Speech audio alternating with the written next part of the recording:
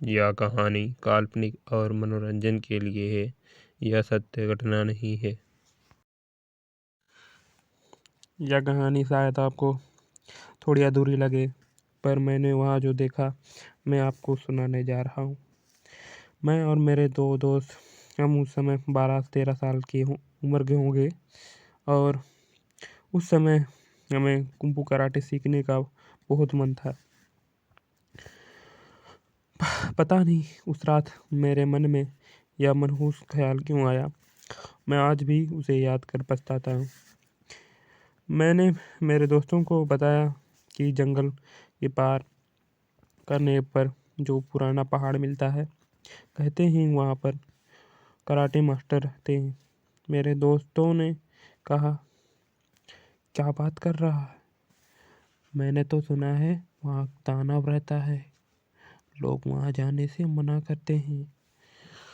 मेरे दोस्तों ने जो कहा मुझे यकीन नहीं हुआ, और मैंने अपने दोस्तों को जैसे तैसे मनाया। फिर सुबह होते ही हम पहाड़ की ओर निकल गए। भटकते भटकते हमें रात हो गई। फिर हमें वहाँ एक पहाड़ दिखा।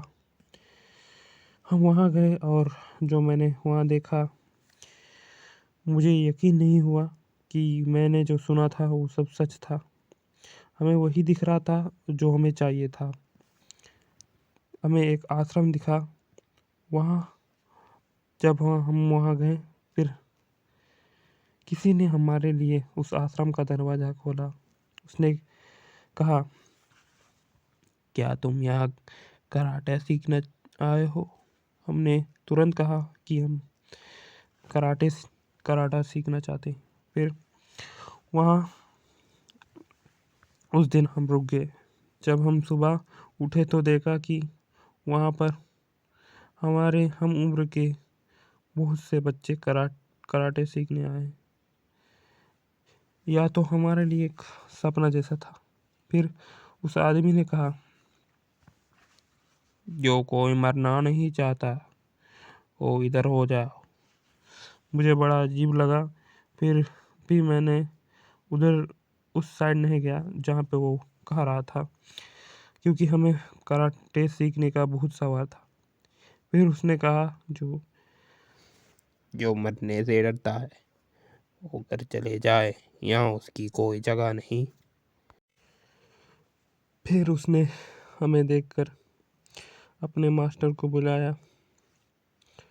उस दिन से हमारा कसरत शुरू हो गए। हमारा मास्टर एक बूढ़ा आदमी था। साथ में उसकी एक पत्नी भी थी और उसका एक पोता भी था जो हमेशा बदमाशी करता रहता था। वहाँ हमारा दिन कुछ ज़्यादा ही सुहाना रहता था। हम कराटे की कसरत करते, फिर मैं अपने दोस्तों के साथ खेलता। पर क्या मैं सच में अपने दोस्तों के साथ था?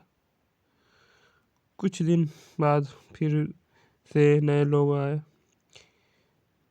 इस बार भी वही पुरानी बात हुई। मेरे अपने दोनों दोस्तों को पूछा कि क्या हमें हमारा कपड़ा मिलेगा आज? मेरे दोस्तों ने कहा, क्या पता।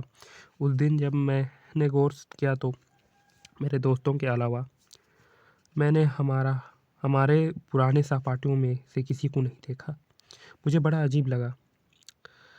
मैंने देखा कि धीरे धीरे हमारी संख्या घटती जा रही थी। मेरे दोस्त कहाँ चले गए, मुझे कुछ समझ नहीं आया। थोड़े दिन पहले तो हम साथ में थे, पर अब क्या हुआ? फिर मैं आश्रम के किसी कोने में सो गया। मुझे उस रात सपना आया कि एक आदमी मुझे कहीं जाने का पता पूछ रहा था और अजीब तरीके से हंस भी रहा था। उसने कहा, बच्चे, तुम्हें पता है आश्रम कहाँ है? क्योंकि मैं वहाँ रहता था। मैंने उसे बताया। तब उसने मेरी तरफ देखा और मेरे रोंगटे खड़े हो गए।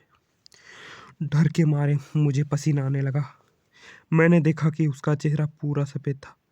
उसकी आंखें भी सफ़ेद जैसे मरे हुए लोगों की होती। वहाँ से मैं भागा और आश्रम में आ गया। मैंने जब वहाँ देखा, सबके चेहरे सफ़ेद थे, जब उस आदमी का जैसे उस आदमी का था। मेरे दोस्त तो क्या जाने कहाँ गायब हो गए थे। फिर वह बूढ़ा आदमी आया और बोला, क्या तुम कराटे सीखना नहीं चाहते? आओ, मैं तुम्हें कराटे का मास्टर बना दूंगा। फिर मुझे कहीं सी हल्की सी आवाज़ आई, भागो भागो। मैं उस आवाज़ को अच्छी तरीके से पहचानता था। वो मेरे दोस्त ही थे जो मुझे जाने को कह रहे थे। जब मैंने मुड़कर देखा तो मेरे दोस्तों के सर नहीं थे। डर के मारे मेरी नींद खुली और मैंने सामने से बूढ़े को एक धार तलवार पकड़े जाते देखा। मेरे दोस्तों की वे बातें और उनका कटा हुआ सिर मेरे आंखों के सामने आ रहा था। फिर किसी बच्चे की डरावनी लेकिन हंसने की आवाज़ आई। मैं तुरंत उठा और वहाँ से भागने के अलावा मेरे मन में कुछ नहीं था। गेम से उल्टा वहाँ पर सारे दरवाजे खुले हुए थे। मैं धीरे धीरे दरवाजे खोलते हुए जा रहा था। अजीब बात यह थी कि उस समय मुझे आश्रम में कोई नहीं दिखा, पर जब मैं आश्रम की दीवार छलांग मार कर पार करने वाला था, तभी उस बूढ़े के चेले ने मुझे देख लिया और तुरंत उस बूढ़े को आगाह कर दिया।